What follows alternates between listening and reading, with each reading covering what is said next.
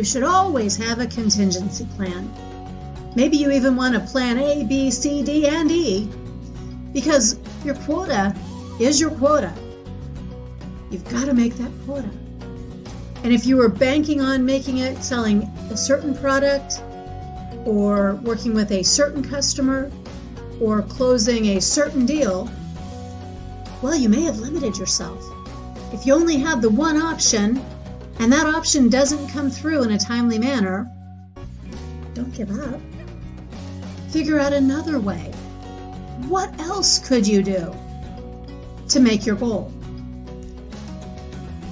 Long term, this is even better. Right? Don't get caught in the moment, in the quota period, scrambling to come up with your plan B.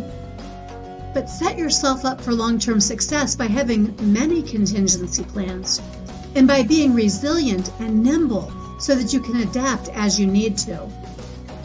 Don't worry about the fact that you might have too many things come in during a certain quota period and that you're going to have a great big number to fight next year. That's a fine problem to have. It's a better problem to have than not making your goal this year because you were holding back.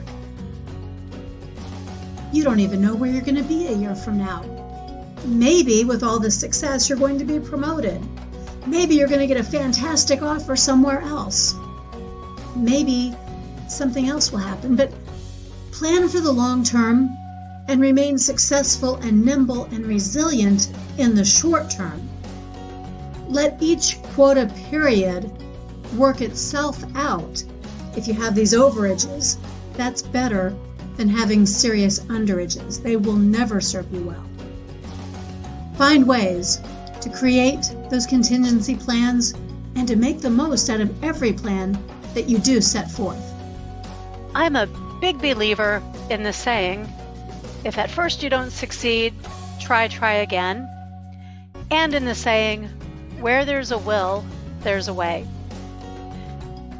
You've been listening to me talk about our straw bale gardens and our property and our, transitional phase from living 15 years in California in the city to moving to a rural property just a few years ago. One of the things we had forgotten about when we lived in the city in California was just how vicious the biting bugs in Missouri can be. The mosquitoes and the chiggers. Oh, and then there are the ticks, which can be really, really bad for you. So, the first few months of living here, we fought those bugs. We used all sorts of sprays and we inspected each other every time we came indoors, my husband and I, and it was tedious. It was really a buzzkill. But then we found the bug baffler. This is a head-to-toe suit of mesh, and bugs can't get inside. When we wear our bug bafflers early in the morning, early in the evening, the times when the bugs like to be outdoors, well, they just can't bite us. And since then, we've learned some other tricks too, like we've built a house for bats, and we have another one for martins. Those two different animals, they really, really like mosquitoes. And so they've become the mosquito patrol around here, and we don't have nearly as many biting bugs as we used to. But we were resilient. We didn't give up. We wanted to be out there, so we figured out ways to make that more possible, more user-friendly for us. My plants in the straw bale garden, they're pretty resilient too, but there are some things they simply can't overcome and that I can't solve for them. Over here on the right-hand side, you see my full entire crop of radishes for 2020. That's about a third of what I got last year, and they're pretty small. But the problem is that we had a very strange season. It was quite warm in April, way too cool in the beginning of May, and then suddenly it was just like August. The heat was quite overwhelming for these spring plants. So I picked what I could, I used what I had, and I know that there's not a thing I could have done differently. So I simply planted something else in that space, beans, that I knew would handle the heat a little better than the radishes did. My fennel last year had a similar situation. It was, and that's what you see in the middle there. I use fennel in spaghetti sauce and in salads and in lots of other ways. And I like to use the tops of the fennel as well as the root that grows underground.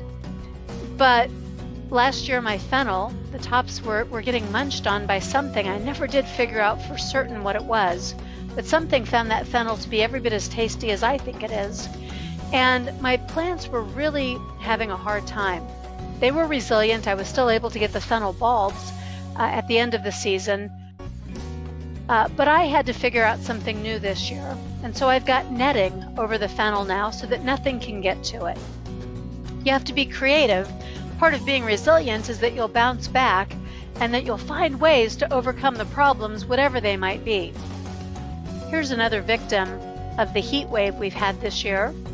It's my broccoli, and it hasn't started to give me a head on that broccoli yet. Maybe it won't. Depends on what the weather will do, but I'm in wait and see mode. I want to give the broccoli every possible chance to grow, so I'm keeping it as cool as I can. I'm watering it, giving it a little extra love and plenty of compost and nutrition. With the Brussels sprouts, I was able to move them. I transplanted them out of the straw bales and into a container that I could pull into a fully shaded area. So I have high hopes that they're still going to bounce back. You know, my okra and my beans, they're coming in way earlier than they have in years past. I think that's because of the heat. And what I'm learning as I'm trying new things is that you have to go with the flow sometimes. Part of being resilient is knowing that you can't control everything. That's hard for me. I might be a little bit of a control freak. But if I can use whatever it is I have to work with, I'll be okay in the long run. It might not be exactly the way I planned it to be, but it will still be good.